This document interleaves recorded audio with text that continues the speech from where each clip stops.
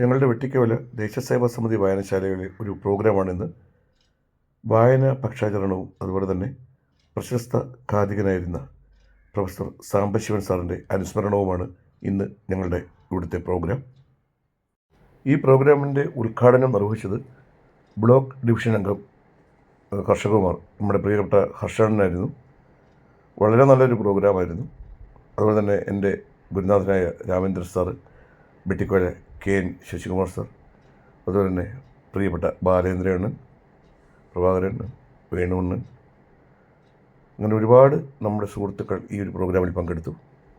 വെട്ടിക്കവല ദേശസേവാ സമിതി വായനശാല വായന പക്ഷാചരണത്തോടനുബന്ധിച്ച് ഇന്ന് വി സാംബശിവൻ അനുസ്മരണവും അതുപോലെ തന്നെ നമുക്ക് ബ്ലോക്ക് പഞ്ചായത്തിൽ നിന്ന് ബഹുമാനപ്പെട്ട ബ്ലോക്ക് ഡിവിഷൻ അംഗം ശ്രീ K ഹർഷകുമാർ നമ്മുടെ ലൈബ്രറിക്ക് വേണ്ടി തന്ന പുതിയ മൈക്ക് സെറ്റിൻ്റെ ഉദ്ഘാടനം, ഈ രണ്ട് പരിപാടികളാണ് ഇന്ന് നിശ്ചയിച്ചത്.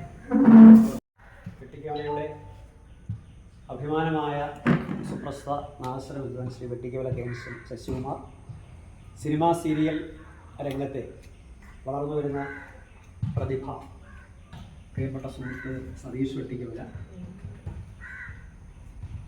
പ്രമുഖ ചിത്രകലാകാരൻ ശ്രീ ജയപ്രകാശ് പഴയടം. ജൂൺ മാസം 19 മുതൽ ജൂലൈ 7 വരെ വായന പക്ഷാചരണമായി സംസ്ഥാന ലൈബ്രറി കൗൺസിൽ ആചരിക്കുക.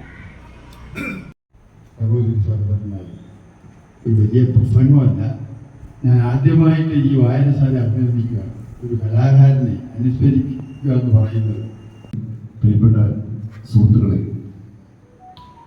നമ്മുടെ വായനശാലയുടെ വായന പക്ഷാചരണത്തോടനുബന്ധിച്ച് ലോക പ്രശസ്ത ഖാദികനായ സാംബശിവൻ സാറിൻ്റെ അനുസ്മരണ യോഗത്തിൽ പങ്കെടുക്കാൻ എനിക്കും കഴിഞ്ഞ സന്തോഷം. കാരണം ഞാൻ ഇവിടുത്തെ ഒരു മെമ്പർ കൂടിയാണ്.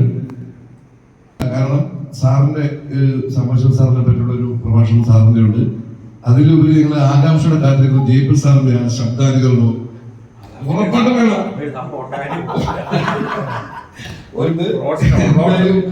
അത് ഉണ്ടാവുമെന്ന് പ്രതീക്ഷിക്കുന്നു. അതിലുപരി നമ്മുടെ ഈ വായനശാലയ്ക്ക് വളരെ മനോഹരമായ രീതിയിലൊരു സൗണ്ട് സിസ്റ്റം, നമ്മുടെ ഈ മൈക്ക് കണ്ടാൽ തന്നെ പണയം വയ്ക്കുന്നു.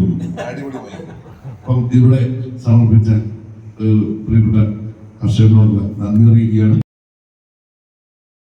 ആദ്യത്തത് ചെങ്ങമ്പുഴ കൃഷ്ണപിള്ളയുടെ ദേവത എന്ന കഥയാണ്. അദ്ദേഹം ആദ്യമായി ഗുഹാനന്തപുരം ക്ഷേത്രത്തില് അവിടെ അവതരിപ്പിക്കപ്പെട്ടത്. അദ്ദേഹത്തിന് കഴിയുകയും ചെയ്തു. അദ്ദേഹത്തിന്റെ ആ ആദ്യത്തെ കഥാപ്രസംഗം നടത്തിയത്, അദ്ദേഹത്തിന്റെ ഒരേ ഒരു ഡിമാൻഡ്, എനിക്ക് ഈ ഉത്സവ കമ്മിറ്റിയോ ക്ഷേത്രത്തിൽ നിന്നോ ഒരു പൈസയും തരണ്ട, പക്ഷേ എനിക്കൊരു പൈസയുടെ ആവശ്യമുണ്ട്.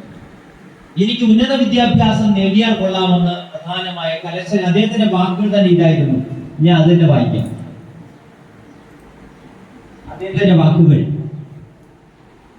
കലാശര വിദ്യാഭ്യാസം ചെയ്യാൻ എനിക്ക് കലശരായ മോഹം, പക്ഷേ എനിക്ക് ഒട്ടും പണമില്ല. ഞാൻ അതിനുവേണ്ടി നിങ്ങൾക്ക് മുന്നിൽ ഒരു കഥ പറയാം, പകരം പണം തന്ന് എന്നെ സഹായിക്കണം. ഇതായിരുന്നു അദ്ദേഹം ആദ്യമായി ആ തടിച്ചുകൂടിയ അവിടുത്തെ സാധാരണപ്പെട്ട ജനങ്ങളോട് ആവശ്യപ്പെട്ട ഒരേ ഒരു ഡിമാൻഡ് ഇതായിരുന്നു. കാര്യം കൊള്ളാം, കാര്യമെല്ലാം ശരി, പക്ഷേ നിന്റെ ശൈലി സാധാരണപ്പെട്ട ആളുകൾക്ക് രുചിക്കുന്ന രീതിയായിരിക്കണം നീ ഉപയോഗപ്പെടുത്തേണ്ടത്.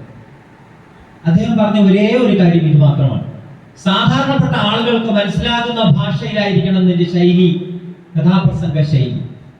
വായനാ പക്ഷാചരണവും പ്രൊഫസർ സാംബശിവൻ സാറിൻ്റെ അനുസ്മരണവും, ഈ രണ്ട് പ്രോഗ്രാമും ഒരു 7:30 കൂടി അവസാനിച്ചു.